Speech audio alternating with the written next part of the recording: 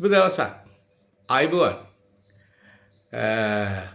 ආයුබෝවන් කියන එකත් සුබ දවසක් කියන එකත් දැන් අපි ඉන්නේ මගේ ඔරලෝසු වෙලාව නම් රෑ 11යි. නෑ 11 පහුවෙලා විනාඩි 5ක් විතරත් වෙනවා.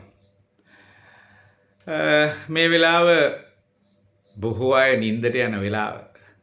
හැබැයි අලුත් දෙයක් ගැන හිතන මිනිස්සු තමන්ගේ ජීවිතයට අලුත් අත්දැකීමක් එකතු කරගන්න මිනිස්සු අභියෝගවලට මුහුණ දෙන්න සූදානම් වෙන මිනිස්සු මේ වෙලාවෙත් ඇහැරිලා. හැබැයි සෞඛ්‍ය විද්‍යාත්මකව ගත්තාම නම් 10 වෙනකොට නිදා ගන්න ඕන.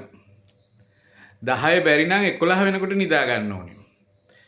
සාමාන්‍යයෙන් 10යි 11යි අතර නිදා ගන්න අයගේ බුද්ධිය මනස ඊටාම විවෘතව සැනසille වර්ධනය වෙනවයි කියලා තියෙනවා. 11 පහුවෙලා නිදා ගන්න අය යම්කිසි මතක ශක්තිය අඩුවීමක් 12 පහු වෙනකොට නිකන් 12 පහුවෙලා නිදා ගන්නකොට වයසට ගිය ස්වරූපයක් එහෙම තියෙනවා. කොහොම නමුත් මම හිතනවා රෑ 11ට 11:00ට පොඩ්ඩක් නිදා ගන්න ඉස්සෙල්ලා පරක්කු වෙලා late night late sleeping අපි පොඩ්ඩක් අපේ ජීවිතවලට දවස ගෙවිච්ච ආකාරය ගැන එහෙම නැත්තම් දවස් අපි මොනවද කරේ කියලා දවස් අපි කොයි විදිහටද සාර්ථක වුණේ කියලා උදාහරණයක් හිට ගත්තාම අපි අපේ වෘත්තීය වශයෙන් අපේ රැකියාව හැටියට ප්‍රධාන වශයෙන් අපි එතනින් පටන් ගමු. අද දවසේ අපේ රැකියාවේ අපි යෙදවුම් වල අපි කරපු ක්‍රියාකාරකම් වල අපිට සතුටු වෙන්න පුළුවන් ඵලයක් අපි දැක්කද?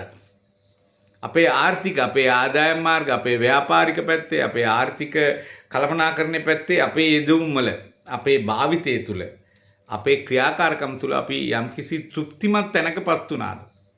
එහෙම නැත්නම් අපේ සමාජීය කටයුතු වල ආගමික කටයුතු වල අධ්‍යාපනික කටයුතු වල එහෙමත් නැත්නම් මම කියන්නේ අපි දේශපාලනික වශයෙන් අද දවසේ මොනවා හරි දෙයක් රටතොට ගැන හිතලා හරි අපි දරන දේශපාලනය ගැන හිතලා හරි අපි අලුත් දෙයක් එළියට දුන්නද අපි එළියෙන් අලුත් දෙයක් ගත්තද කියන එක ගැන පොඩ්ඩක් හිතන්න ඕනේ. නිදා ගන්න ඉස්සෙල්ලා අනිවාර්යයෙන්ම හිතන්න ඕනේ.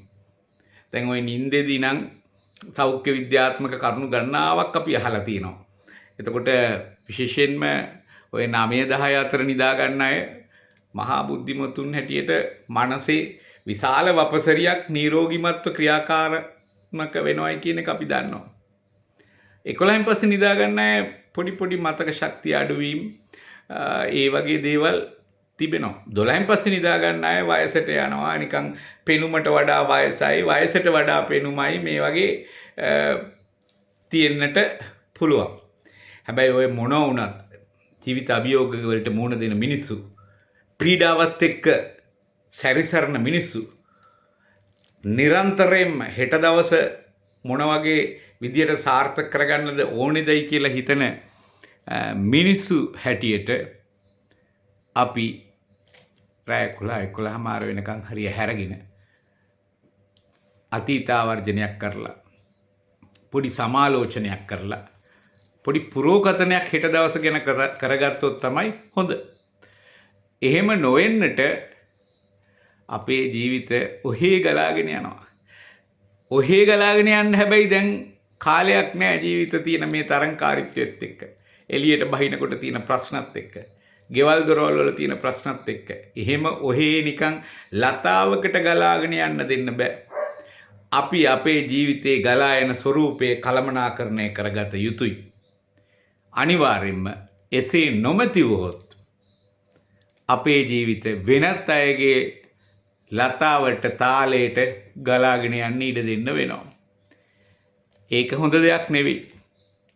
අපේ ජීවිත අපේ ලතාවට අපේ ජීවිත අපේ තාලයට. හැබැයි ඒ තාලයත් ඒ ලතාවත් තුළ අපි අනිවාර්යෙන්ම ජීවිතේ සාර්ථකත්වයට අපේ බැඳීම් වලට අපේ කමිට්මන්ට් වලට අපිට තියෙන වගකීම් වලත් එක්ක සාර්ථකත්වයේ කරා යන්නටම වෙනවා.